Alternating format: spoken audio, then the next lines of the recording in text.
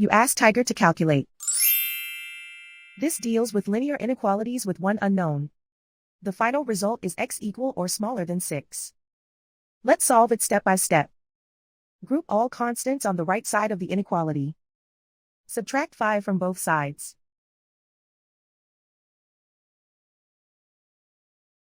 Group like terms.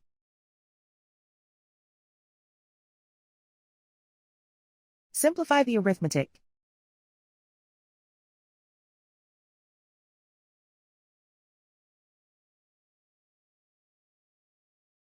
Convert the x into a positive number. Multiply both sides by -1. Whenever you multiply or divide by a negative, reverse the inequality sign.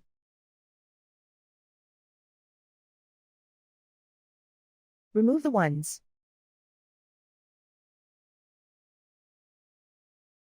Simplify the arithmetic.